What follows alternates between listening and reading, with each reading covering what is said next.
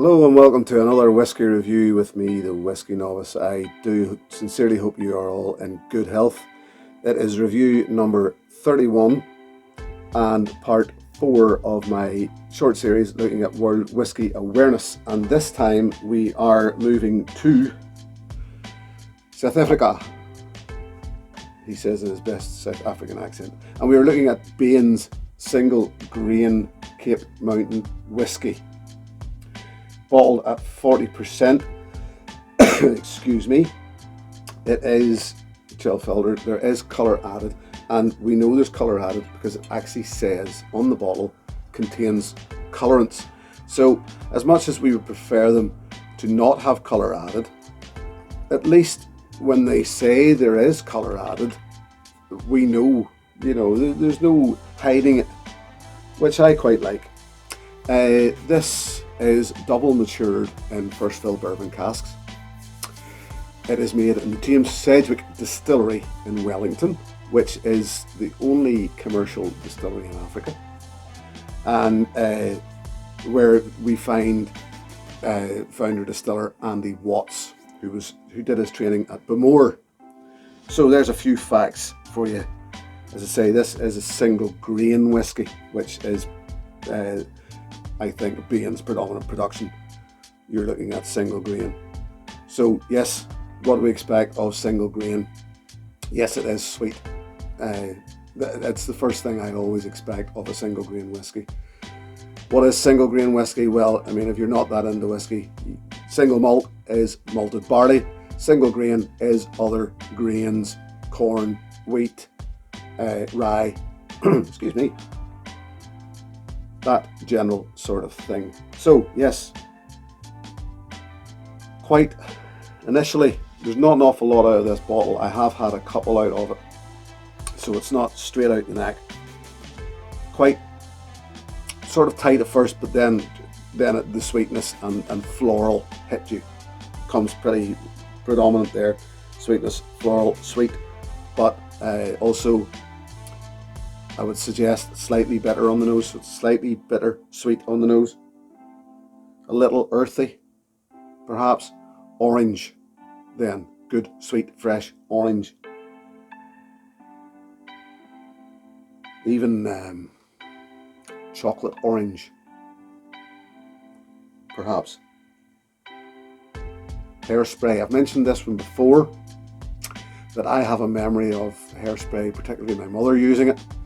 And I generally seem to end up downwind of this thing, and you just get this face. Now, I imagine that hairspray did smell different. There's different kinds of hairspray, but I always just remember getting this face full of it, and it's a smell that comes back to me very quickly, and particularly in some grain whiskies.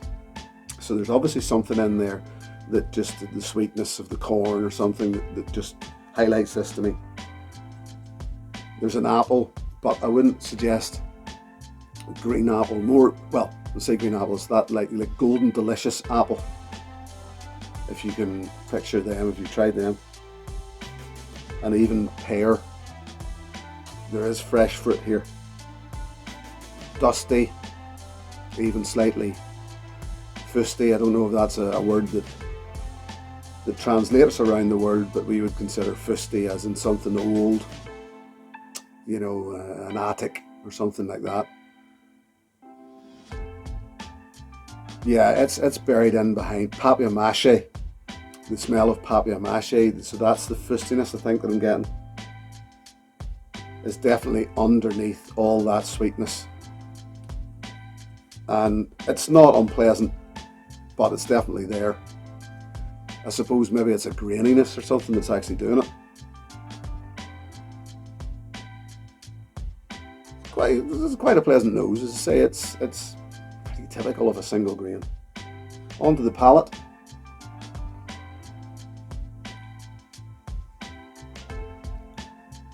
Slightly sharp,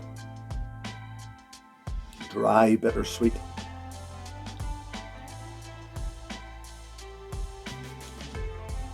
Then more of that papier-mâché cardboard sort of thing. It's not bad. It's fresh. It's not actually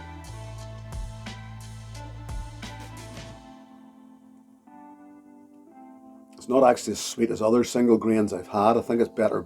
There's a better balance there. It's actually quite delicate.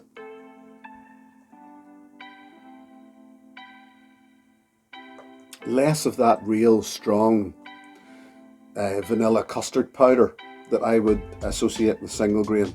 As I say, it is actually quite well balanced.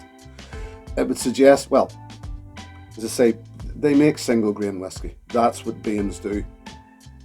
So when you're so focused on a thing, and I think this is what's happened here, is they're good at it because it's their singular focus.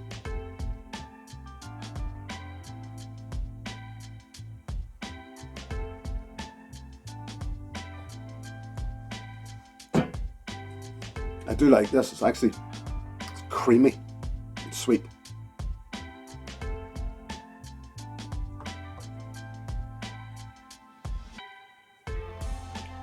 Finish is quite long. It's kind of peppery. It's sparkly but not prickly.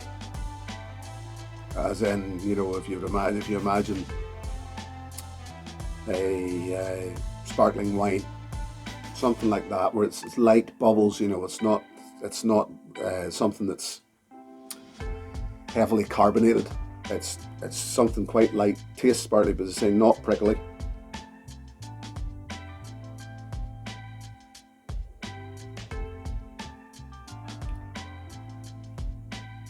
Very nice, actually.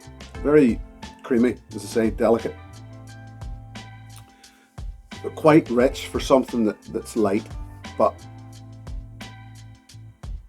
and it's got a coating. So yeah, this does well. And they do not. I mean, especially for this, which is pretty much their standard offering, they don't charge an awful lot. It's quite readily available online, not hidden away. So yeah, bottle of 40%. This is why I didn't add water. I think if you added water to this, well, I did try adding water to it whenever I was taking the notes, and it does tend to fall apart a bit. So certainly I preferred it without the water. What would I give it? Well, here we go. My rating system has come a little under scrutiny recently, and rightly so, actually. It's got me to thinking that I looked at other reviewers and they rate, everybody rates different. My rating system was, the better it was, the closer to 10 it got. The worse it was, the lower it got. But nothing ever really dropped below 5. I have whiskies that I would rate below 5 in my collection, but I just haven't reviewed them yet.